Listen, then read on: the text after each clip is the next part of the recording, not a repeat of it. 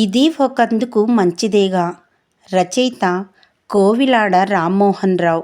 ఈ కథ 2023 ఈనాడు ఆదివారం మ్యాగజైన్లో ప్రచురితమైంది.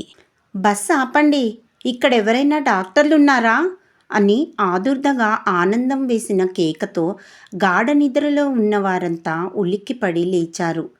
డ్రైవర్ అసంకల్పితంగా బ్రేక్ నొక్కేసరికి బస్సు కీచుమని శబ్దం చేస్తూ ఆగిపోయింది. అందరూ ఆనందం చుట్టూ మూగారు. అతని పక్క సీట్లో ఉన్న మార్కండేయులు గుండెను పట్టుకొని రొప్పుతున్నాడు. ఒళ్ళంతా చెమటతో తడిసిపోయి ఉంది. ఊపిరి అందక ఆయాసపడుతుంటే చుట్టూ చేరిన వారిని పక్కకు నెట్టుతూ, పర్వాలేదు, విశాఖపట్నం దగ్గరలోకి వచ్చేశాం, మీకేమీ కాదు అంటూ మార్కండేయులకి ధైర్యం చెప్పాడు 2 క్షణాలు ఆగి. డ్రైవర్ గారు, డైరెక్ట్గా పోనివ్వకుండా అదిగో అక్కడ కనిపిస్తున్న బ్రహ్మం గారి తోట పక్క నుంచి బస్సును పోనివ్వండి. అలా అయితే మనకు 4 కిలోమీటర్లు కలిసి వస్తుంది. అంతేకాదు, అలా వెళ్తేనే ఆస్పత్రికి దగ్గరవుతుంది అని బతిమాలుతూ అరిచాడు. కానీ అంటూ నసికాడు డ్రైవర్. మీ రూల్స్ గురించి, రోడ్డు గురించి ఆలోచించకండి, మనిషి ప్రాణం ముఖ్యం అనేసరికి అందరూ అతనికి ఒత్తాసు పలికారు. డ్రైవర్ తలూపి బస్సును పక్క రోడ్డులోకి మళ్లించాడు. ఆనందంతో సహా అందరూ ఊపిరి పీల్చుకున్నారు. ఎట్టకేలకు బస్సు ఆస్పత్రిని చేరింది.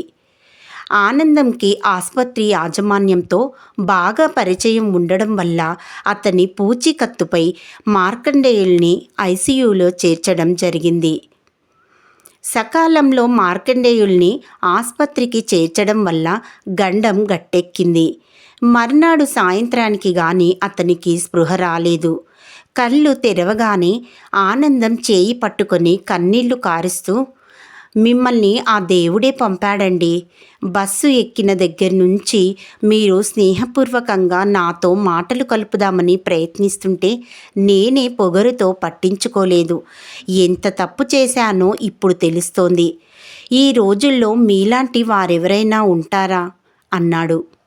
అయ్యో, దాందేముందండి, నా స్థానంలో మీరున్నా అదే పని చేసేవారు అన్నాడు. లేదు, మీ స్థానంలో నేనుంటే అలా పట్టించుకునేవాడిని కాదు. నాకెందుకొచ్చిన ఇబ్బంది అనుకుంటూ సీటు మారిపోయేవాడిని.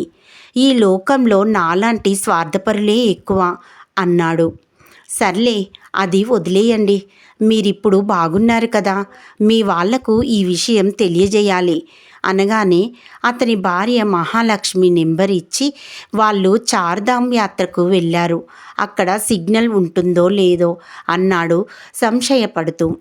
ఆ మాట వినగానే ఆనందం గుండె గుబేలుమంది.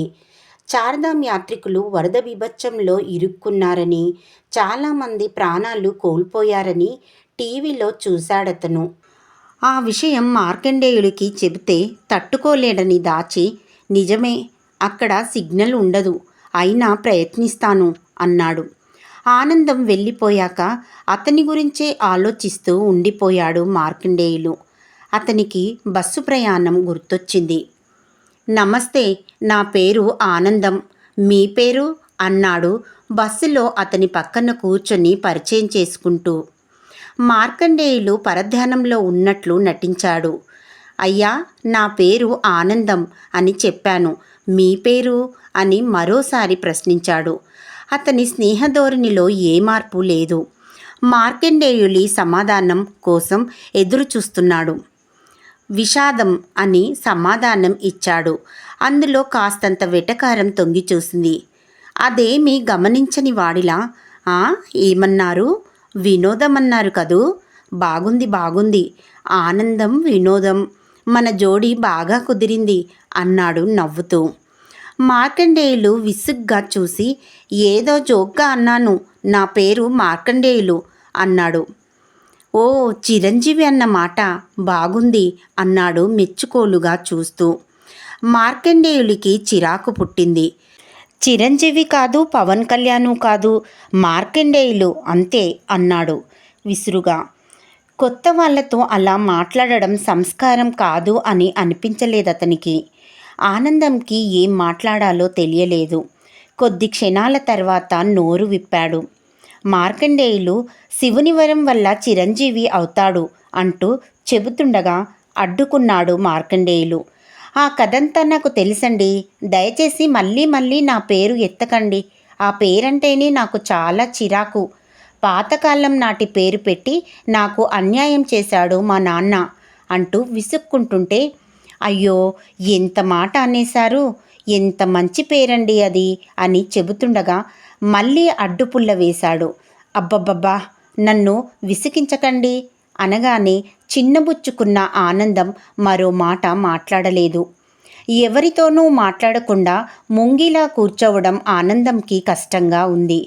కబుర్లు చెప్పుకుంటూ ఎంత దూర ప్రయాణం అయినా అవలీలగా చేసేయడం అతనికి అలవాటు. ఎప్పుడూ అలాగే జరిగేది. ఇలాంటి ఘటం తగలడం ఇదే మొదటిసారి. అయినా అతను నిరాశపడలేదు. పోనీ వేరే ఏదైనా టాపిక్ మార్చితే ఉపయోగం ఉంటుందేమో అన్న ఆలోచన వచ్చింది. సినిమాల ప్రస్తావన ఎత్తాడు. రోడ్డు మీద కనిపిస్తున్న బ్యానర్లను చూపిస్తూ. పెద్దగా స్పందన లేదు. తర్వాత రాజకీయాల గురించి మాట్లాడాడు. కాస్త కదలిక కనిపించింది. ఏవో 2-3 మాటలు మాట్లాడాడు. కోట అయిపోయినట్లుంది. మళ్ళీ సైలెంట్ అయిపోయాడు. టాపిక్ మార్చి క్రీడల గురించి మాట్లాడడం మొదలుపెట్టాడు. అందులోనూ అతను ఇంట్రెస్ట్ చూపించలేదు. ఇతనికి నేనెందుకో నచ్చలేదు, కారణం ఏమై ఉంటుంది అనుకుంటూ తలగొక్కున్నాడు ఆనందం. ఆ ప్రశ్నకు సమాధానం దొరక్క. కానీ ఆ సమాధానం మార్కండేయులు దగ్గర ఉంది. బలిష్టంగా, ఆరోగ్యంగా, వయసు పైబడిన తరగని తేజంతో మెరిసిపోతున్న ఆనందం అంటే అతనికి అసూయ.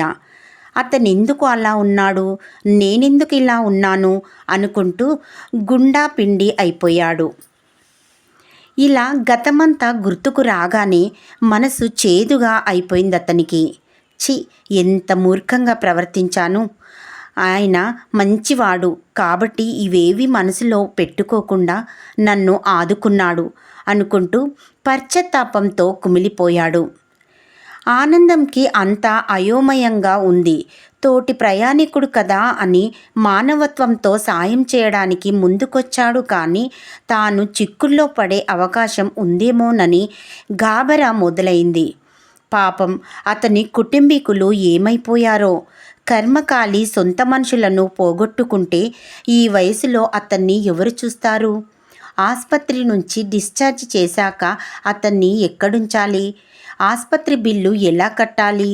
ఇలాంటి ఆలోచనలతో అతని బుర్ర బద్దలైపోతోంది. ఆ రోజంతా ఫోన్ కోసం ప్రయత్నిస్తూనే ఉన్నాడు. ఏ ప్రయత్నమూ ఫలించలేదు.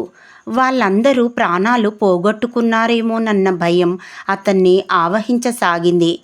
బాగా డీలా పడిపోయాడు. కానీ సాయంత్రానికి వచ్చిన మెసేజ్ అతనిలో ధైర్యం నింపింది. సుమారు 15 మిస్డ్ కాల్స్ ఉన్నాయి. ఎవరు అన్నది ఆ మెసేజ్ సారాంశం. వెంటనే బదిలిచ్చాడు. మార్కండేయులు గారికి గుండెపోటు వస్తే ఆస్పత్రిలో చేర్చాము. ఇప్పుడు బాగానే ఉన్నారు. నేను ఆయన తోటి ప్రయాణికుడిని. పేరు ఆనందం అని. మళ్ళీ 1.5 గంట తర్వాత కానీ మెసేజ్ రాలేదు.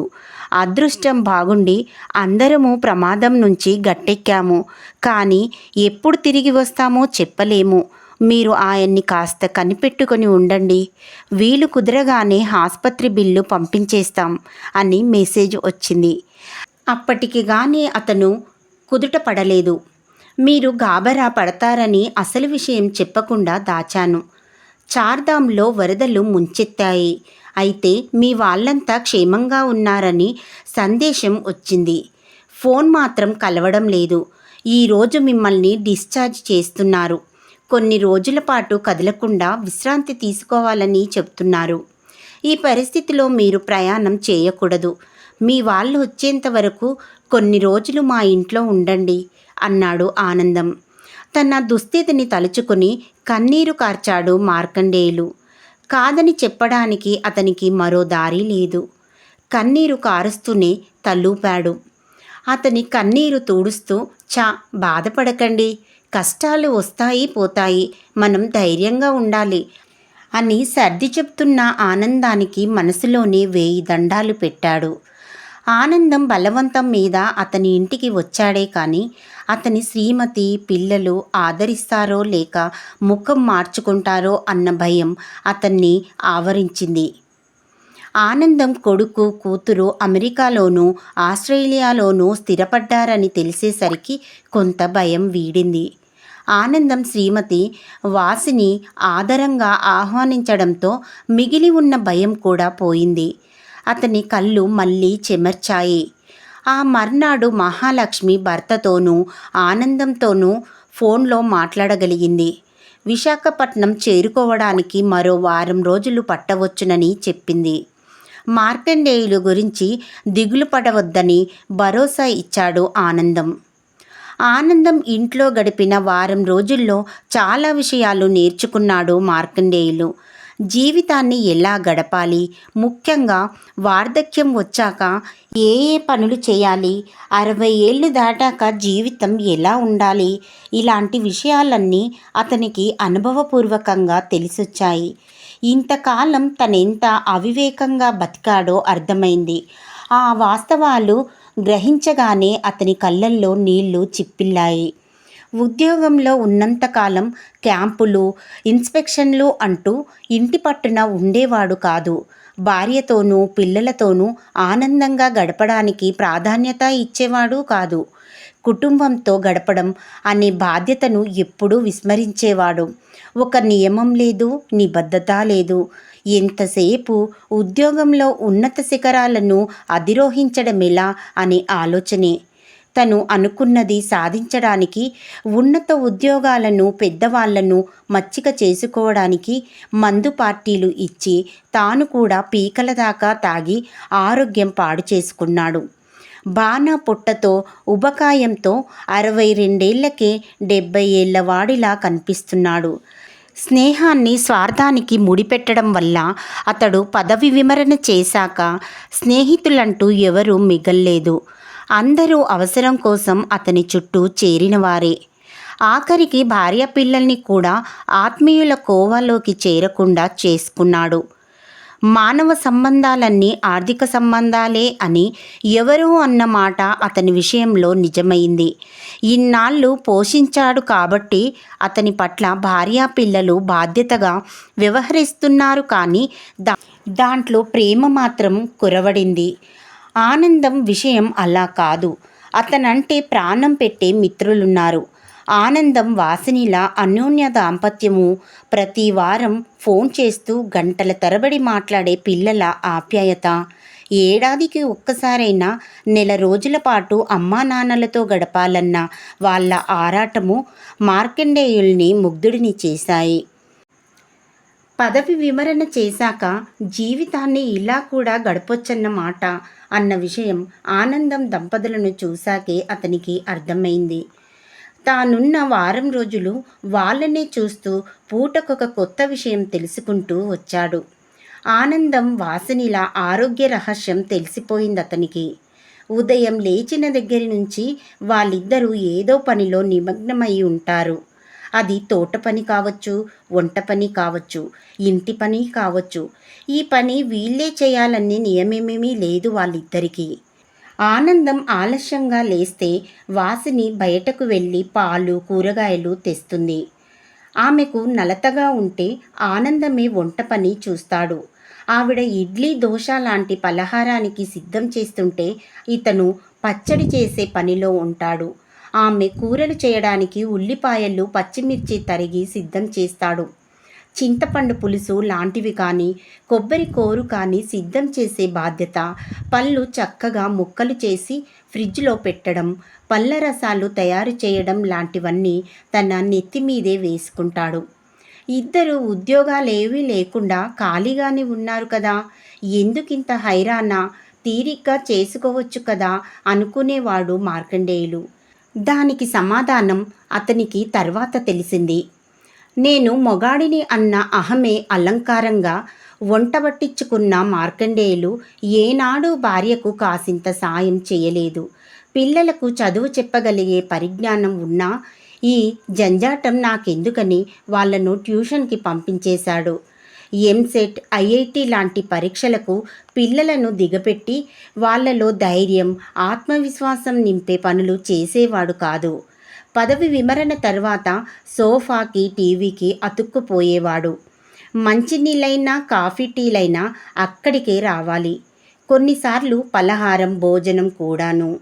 కానీ ఆనందం ఇంట్లో అంతా అందుకు విరుద్ధంగా ఉంది. అతనికి అయోమయంగా ఉంది. అతడొచ్చిన 2 రోజుల తర్వాత మార్కండేయులు గారు, మరోలా భావించవద్దు. నేను వాసిని బయటకు వెళ్ళాల్సి ఉంది. వంటంతా సిద్ధం చేసేశాం. మా పనిపిల్ల మాలతి వడ్డించేస్తుంది. మీకు చెప్పడం మరిచాను. నేను ఇక్కడికి దగ్గరలో ఉన్న పల్లెటూళ్లకు వెళ్ళి అక్కడి రైతులకు వ్యవసాయం గురించి సలహాలు ఇచ్చి ఆధునిక పద్ధతులు నేర్పిస్తూ ఉంటాను. గతంలో గడించిన అనుభవం ఇలాగైనా ఉపయోగపడితే 4 గింజలు అదనంగా పండించవచ్చును కదా. మా వాసిని అక్కడే ఉన్న ప్రభుత్వ పాఠశాలలో పిల్లలకు ఇంగ్లీషు, లెక్కల పాఠాలు చెబుతూ ఉంటుంది. ఊరికే ఇంట్లో ఉంటే ఏం తోస్తుంది? సాయంత్రం 4 వరకు మాకిదే కాలక్షేపం. మీకిక్కడ అలవాటు కావడానికి 2 రోజులు నాగా పెట్టాం. ఇక బాగుండదు. వాళ్ళు మా కోసం ఎదురు చూస్తూ ఉంటారు. మీరేమీ అనుకోవద్దు, మిమ్మల్ని వదిలేసి వెళుతున్నామని. ఉచితంగా చేసే సేవైనా నిర్లక్ష్యం ఉండకూడదు కదా. టీవీ, ఏసీ లాంటి సౌకర్యాలన్నీ వాడుకోండి. ఇది మీ ఇల్లే అనుకోండి. మమ్మల్ని మాత్రం క్షమించేయండి అంటూ చేతులు జోడిస్తున్న ఆనందం వైపే చూస్తూ ఉండిపోయాడు, మాటా పలుకు లేకుండా. ఉద్యోగ వివరణ చేశాక నేను ఏ పని చేయాల్సిన అవసరం లేదు. భారీగా పెన్షన్ వస్తుంది. బోలెడంత డబ్బు గడించాను. ఇన్నాళ్ళు గాడిదలా చాకిరీ చేసి అలసిపోయాను. ఇప్పుడు చక్కగా విశ్రాంతి తీసుకుంటాను. ఇక చేయడానికి మాత్రం ఏముంది అనుకుంటూ బతికేస్తున్న మార్కండేయులు కళ్ళు తెరుచుకున్నాయి. చా, నాది ఒక బ్రతికేనా? ఇంతవరకు ఏదో వయసు ఉంది కాబట్టి ఎలాగో అలా నెట్టుకొచ్చేశాను. ఇప్పుడొచ్చిన వార్ధక్య బాధలు అధిగమించాలన్నా, ఆరోగ్యంగా ఉండాలన్నా చురుకుగా ఉండాలి. ఏదో ఒక పనిలో నిమగ్నమై ఉండాలి. సమాజానికి కాస్తో కూస్తో సేవ చేయాలి. అప్పుడే శారీరక ఆరోగ్యమే కాక మానసిక ఆరోగ్యం కూడా మెరుగుపడుతుంది. ఏ పని పాట చేయకుండా సోమరిలా ఉండిపోతే ఒక నిరర్ధకమైన వస్తువులా మిగిలిపోతాను. ఎందుకు పనికిరాని వాడినన్న ఆలోచనతో కుంగిపోతాను. నాకు ఆనందం గారికి ఉన్న తేడా ఏమిటో ఇప్పుడు తెలిసింది అనుకున్నాడు.